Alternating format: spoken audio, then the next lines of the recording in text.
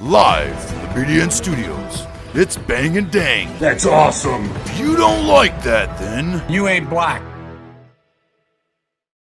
Welcome back to Battles of the American Civil War, which hosts Bang and Dang. 1864. We're rounding up into the March already of 1864. That's how nothing battles these battles have been. 5 battles an episode we've done so far. This one, a little bit different. We got only 4 this episode. And then next week we'll have another 3. So we're getting closer to respectable episodes that are more than 30 minutes long. So we shall see. We got the battles of Yazoo City, which we talked about in the last episode. We'll get a little bit more in depth on that one. We'll get the battle of Fort Russy. We got the battle of Laredo, and then we got the battle of Paducah.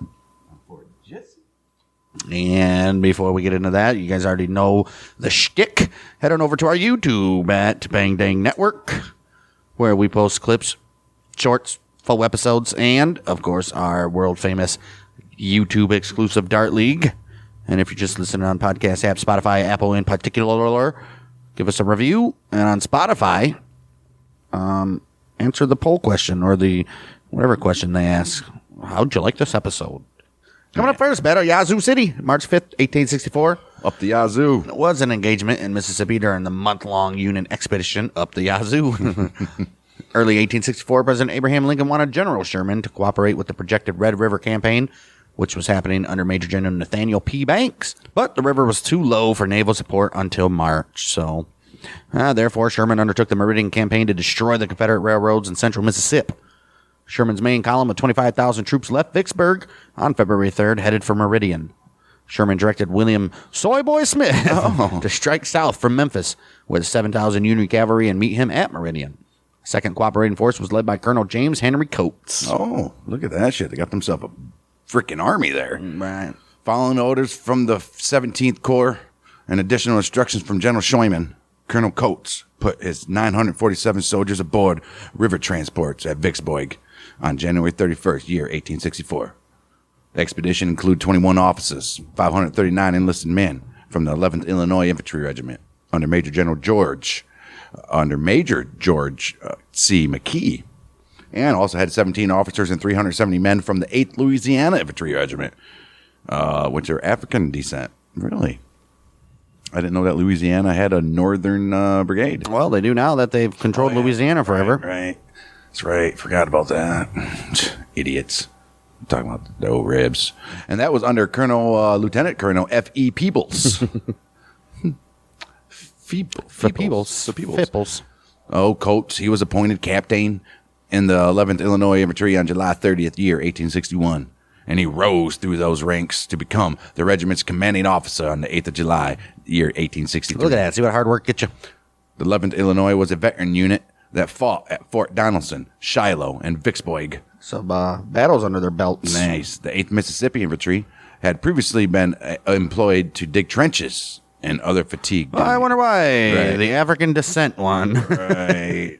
the unit had never been in action, and the soldiers were glad to take part in the I bet they expedition. were. Like, oh, no more digging. Right. The transports escorted by 5 gunboats under Captain Elias K. Owen reached the mouth of the Yazoo that evening and took on enough fuel to last 2 weeks. Fantastic. The flotilla turned into the Yazoo River and reached Haynes Bluff on the evening of February 1st, where it picked up recruiting detachment of 11 officers and 25 men from the 1st Mississippi Cavalry Regiment, which was also African descent, which was under Major Jeremiah B. Cook. Look at these guys. The next day, the expedition advanced 25 miles up the river to Satarsha, where 5 companies of the 11th Illinois and cavalry went ashore and chased some Confederates out of the village. Oh, look at that shit. That is our now. Right. 3rd of February, 10 a.m. Flotilla reached Liverpool Heights and was fired down reportedly by two 12-pounder Napoleons. Faced by this opposition, Coates landed half of the 11th Illinois and half of the 8th Louisiana. Oh, look at that shit. All right. These troops became embroiled in a skirmish with fewer than 500 dismounted men from Major Lawrence Sullivan Soley, they call him Soul? Lawrence Sullivan Ross's Texas Cavalry Brigade. Having trouble maneuvering in the hilly terrain, Coates landed the remainder of his force. After failing to make headway, Coates re-embarked his infantry that evening and moved downstream. 1 mile. All right. The You're Union. like, all right, guys, back on. We got to go 1 mile down. Union troops sustained losses of 6 killed, 21 wounded, and 8 missing on them skirmishes. I think that was a bad idea for him to even do that. Why? He didn't even know what the hell was going on. And like you said, the train. Well, only 6 killed to be all right. Yeah. February 4th, the flotilla came upstream again and found that Ross's guns were out of ammunition this time. Transports were subjected to a barrage of small arms fire that wounded 5 men, but pressed onward. 2 gunboats reached Yazoo City, but withdrew downstream when 2 Confederate guns opened fire and scored 2 hits on 1 gunboat. Oh, shit. The expedition withdrew downriver to Liverpool Heights. Coates put his wounded men aboard a steamboat and evacuated them to Vicksburg. Yeah, they're like, hey, how about stop using the river and just go around or something? Right. He was like, this is enough of this shit. Sitting ducks. Well, just the wounded he put on board. Everybody else still there. 9th of February, flotilla moved upstream again. Found Yazoo City unoccupied. Damn. The dudes laughed. They're like, screw this. Right. Ross's brigade had moved off to the east to help fight against Sherman's main column. February 10th, Yazoo City. Coates was joined by Colonel Embry D. Osband and 5 companies of the 1st Mississippi Cavalry, which are all black, and which had marched overland. Oh, that's cool. So, traditional marching. Right. To find out where Ross had gone, Brigadier General John P. Hawkins marched from Haynes Bluff with 3rd Arkansas Infantry, which is all black, and 11th Louisiana Infantry, and the 11th Louisiana Infantry. Hawkins' force, which was African descent. Right. Hawkins' force scouted 50 miles east to the Big Black River. Oh, man. To the Big African Descent River. The BBR. But they found no trace of Ross. Coates and Owens' flotilla continued upstream to Greenwood, which it reached on the 14th February. All right. Coates sent Osband with 250 cavalry towards Grenada on February 16th. That's a sizable cavalry. Osband returned the following day with information that Nathan Bedford Forrest's headquarters was there. No. Following orders from Brigadier General John MacArthur at Vicksburg, the flotilla left Greenwood on February 19th. Oh, that's fantastic. Seizing large numbers of cotton bales while descending the river, the expedition reached Yazoo on February 28th. Oh. As a precaution against surprise, the 1st Mississippi Cavalry disembarked first in order to reconnoiter the rim. Fantastic. Well, the area. Right. By this very date, Sherman's main column reached Canton on its return march from Meridian. Ross's brigade returned to the Yazoo City area, and a few miles east of town, the 6th Texas and the 9th Texas Cavalry, they routed a 43-man patrol from the 1st Mississippi Cavalry, which was all colored. Colonel Osband later claimed that 5 of the men were brutally moited. Coates noted on the 2nd of March that skirmishing with Ross's cavalry occurred daily. Well, let's take note of that. Right. Coates also reported that Osband had successfully recruited enough men to nearly fill the 1st Mississippi Cavalry Regiment, which was all colored, with each soldier mounted on a horse or a mule. Good for them, huh? March 4th. I'd hate to be the ones on the mules. Why?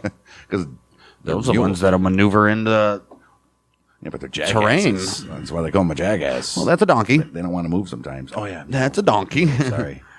Yeah, mules are cool. March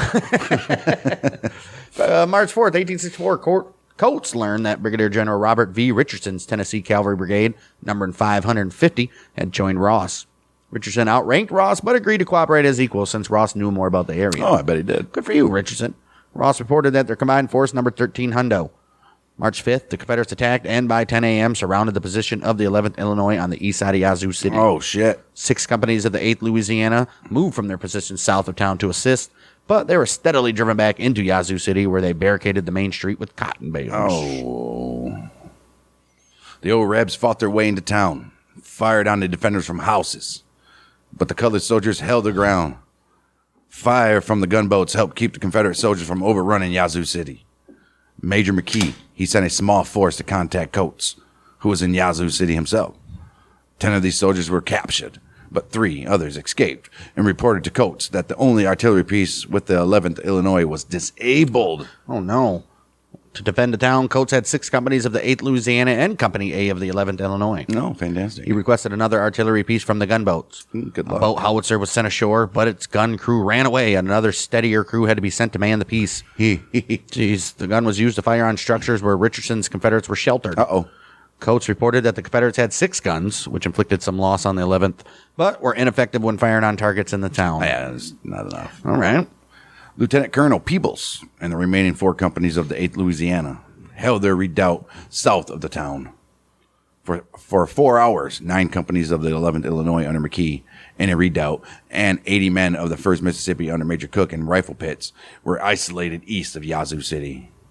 Ross demanded that McKee surrender 3 times.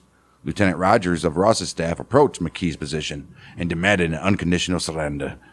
Rogers added that in case of having to storm the works, General Ross said that he would be unable to restrain his men. They're freaking wild. He's man. like, you don't have to come to this. These dudes just waiting to have some fun. Right, they're waiting to cut some Union Yankee necks. Well, and plus there's a lot of colored troops there. So Exactly. McKee protested that it would be murder to kill prisoners and refused to surrender. Second demand for surrender was set, stating, "You are entirely surrounded and cannot possibly effect a retreat." right. McKee replied in writing, "I have no idea of surrendering." Ooh. Ross sent a third demand. He said, "I regret for the sake of humanity that you do not find it consistent with your feelings of duty to your government to surrender the redoubt, which I can certainly storm and take." To this, McKee did not send a written reply. Oh. Ross reported that he refused to guarantee that the African-American soldiers or their white officers would be treated as prisoners of war, and that McKee squabbled about that point. And Ross is like, "I can't help what my guys do." Well, Piece of shit. Ross was bluffing big time because him and Richardson decided not to attack McKee's position. The Rebs in the town destroyed some Union supplies and they seized some cotton. Like, all right, we'll take that. At about 2 p.m., Coates ordered an attack, which cleared the Confederates from Yazoo City. Why didn't you just do that in the first place? The Confederate force began withdrawing. This was hastened by McKee, led an attack from his redoubt with a handful of men. Ross admitted that the African-American troops defending the town rallied and pressed our forces so hard that the Rebs were forced to fall back. Look at that. March 6, 1864, orders arrived from the 17th Corps for Coates to load his troops aboard steamboats and travel down the Yazoo to Liverpool Heights. All right. Coates landed his force at that location and marched overland to Vicksburg, leaving some troops at Haynes Bluff. Okay. There was no Confederate pursuit. Total Union losses for the expedition were 31 killed, 121 wounded, and 31 missing. Dang. Of the Union loss of 183 casualties, the 8th Louisiana lost 144. Damn. 1st Mississippi lost 13, and the 11th Illinois lost 26. No shit. Richardson reported sustaining 64 casualties, including 37 men in his brigade alone. Oh. Coates, he reported that 1,728 cotton bales were being shipped to Vicksburg aboard transports as follows. Sioux City, 400 bales. J.H. Lacey, 192 bales. Des Moines, 228 bales. Minnehaha, 443 bales. And Emma Boyd, 190 bales. This is a total of 1,521. Well, you lied. Right. Oh, the gunboats had possession of 207 bales. Okay, so he's good. In addition, the steamers Hastings and Mattie Cook had an unreported number of bales that had been purchased by agents' licenses by the United States Treasury. Look at these guys. Oh, General Schweiman, he wrote to Major General Grant, "The sooner all the cotton in the southern states is burned or got away, the better." Fantastic. Good job, That's bud. the only source of That's all they money got. that they're getting now. Right. He went on to complain about the possibility of greedy cotton speculators bribing army officers and men. All right. Sherman's main column reached Meridian February 14th, and his troops spent 5 days wrecking the railroads and other facilities. Railroad wreckers. After waiting fruitlessly for Smith to arrive, like we said last episode, Sherman marched back to Canton, where they remained from the 27th of February to March 3rd, finally returning to Vicksburg. Meanwhile, Smith was routed by Forrest in the Battle of Okolona on February 21st and retreated as well. Oh, shit. Which we had last episode. Right.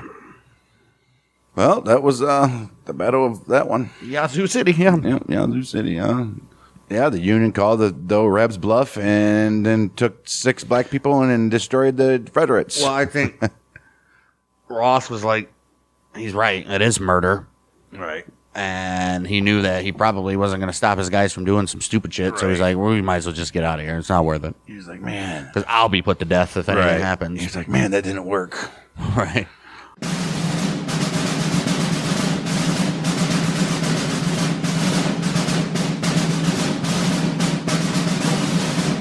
Moving on. Battle of Fort de Russy. This is Louisiana, which took place 14th of March, 1864. And it was the first engagement in the Red River Campaign of March through May of 1864. The Union launched a multi-purpose expedition in the Confederate General E. Kirby Smith's Trans-Mississippi Department. This was headquartered in Shreveport, Louisiana. This was early 1864. Major General Nathaniel Banks and Rear Admiral David D. Porter. He jointly commanded the combined forces. Porter's fleet and Brigadier General A.J. Smith's 16th and the 17th Corps of the Army Detachment. Wow. Army Detachment Corps of the Army of the Tennessee set out on the 12th of March up the Old Red River. They said that this route was the most direct route to Shreveport. All right, well, Banks with the 13th and 19th Army Corps advanced by way of Berwick Bay and Bayou Teche. After removing various obstructions that the rebels had placed in the river, the major impediment to the Union expedition was the formidable Fort de Russy, an earthen fortification with a partly iron-plated battery designed to resist the fire of Union ironclads that might come up the river. Really? Union Brigadier General A.J. Smith's command had embarked on transports at Vicksburg and then disembarked at Simisport on the 12th, about 30 miles from Fort de Russy. All right. Well, Smith, he sent his troops on the morning of the 13th to determine if any enemy was in their path. This force dispersed and chased an enemy brigade, after which Smith set his men into motion up the Fort de Russy Road. They did not proceed far before night, though. Yeah, they tried. Right. At least they're on their way. All right. Early that next morning, 14th of March, 1864, they continued the march. They continued the march and march. Right. They discovered that the old Rebs division threatened their advance. Mindful of this retreat, Smith had to place... What threat? Right, retreat. What the fuck? Mindful of this threat. Mindful of this threat, Smith had to place part of his command into position to intercept these old Rebs if they attacked. All right. Upon arriving at the fort, the enemy garrison of 350 men opened fire.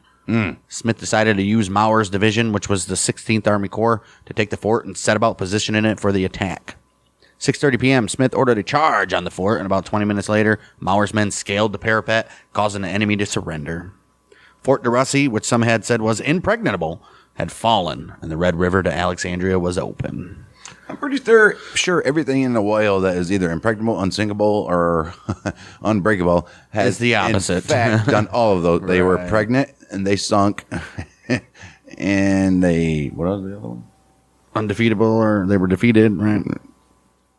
Smith's Union troops captured 2 9-inch Dahlgrens and 1 rifled 32-pounder, 1 32-pounder smoothbore, 2 32-pounder carronades, 2 24-pounder long guns, and 2 iron 6-pounder guns. Oh, look at that shit. It's a lot of guns. Civil War Trust, which is a division of the American Battlefield Trust, and its partners have acquired and preserved. Who the fuck are these partners? Right. Never Bill Gates. Silent partners. They have acquired and preserved 73 acres of the Fort de Russy battlefield. I don't think they need that many acres, but hey, what are you going to do? Sure.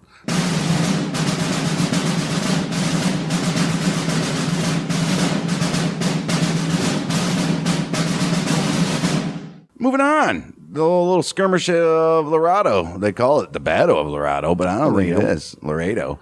This was fought during the American Civil War. Yes, it was. Yep. And it happened in Laredo, Texas. It did. But Laredo, Texas was a main route to export cotton to Mexico on behalf of the old rebel states. Yes, it was. March 18th, year 1864. Major Alfred F. Holt led a Union force from Brownsville, Texas to destroy 5,000 bales of cotton that was stacked at the San Augustine, Sure. Augustine, maybe? Augustine, at San Augustine Plaza. Colonel Santos Benavides commanded 42 Reb soldiers and repelled 3 Union attacks at Zacate Creek. Colonel Santos Benavides, they secured passage of 5,000 cotton bales into Mexico. But Well, that was the Battle of Laredo. Dude. they just call him Colonel B. Colonel B. Colonel SB. Yeah, I mean, they tried to stop 5,000 going to Mexico, but couldn't. Didn't do it. What are you going to do? Which brings us to the last battle of the night.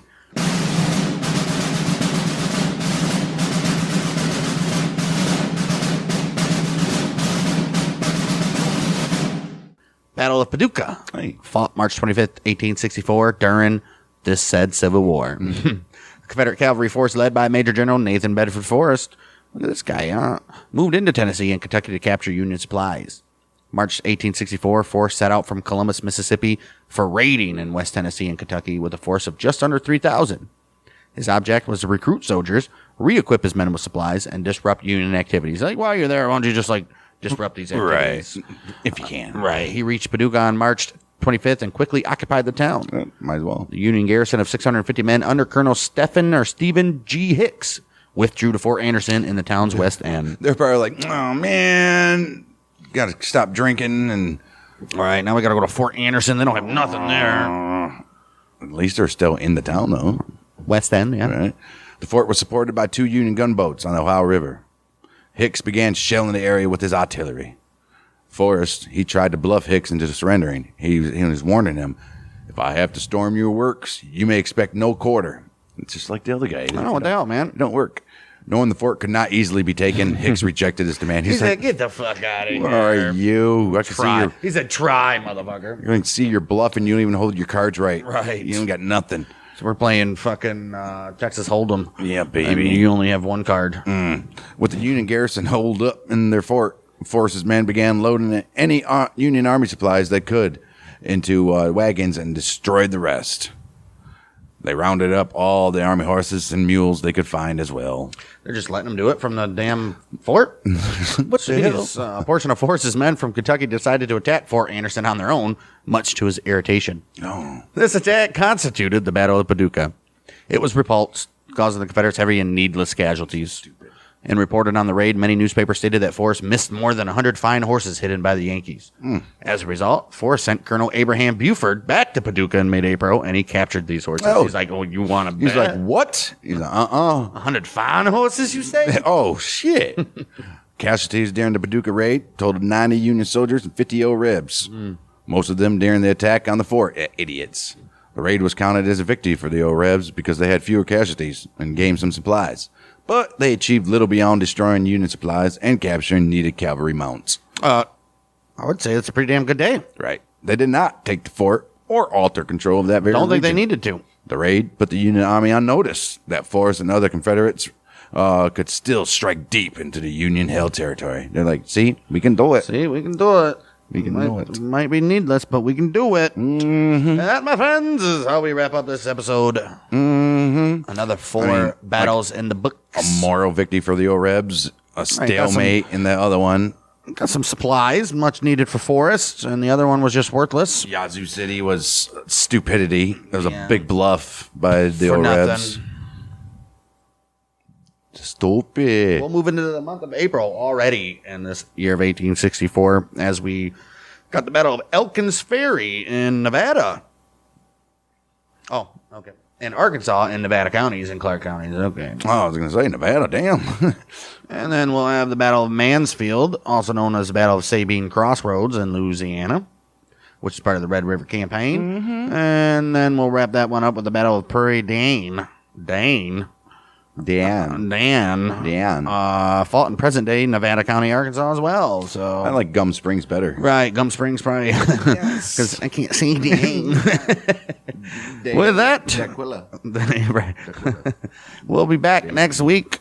Like I said, youtube.com @BangDangNetwork, and leave us a review on Spotify or Apple. We got more battles of the American Civil War coming for you.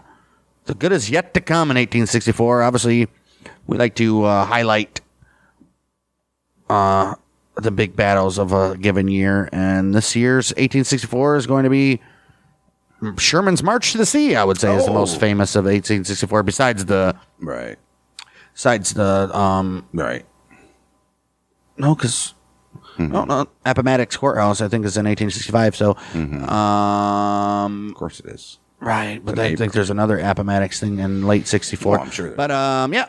We'll be back next week. 3 more battles with Bang and dang. With sports.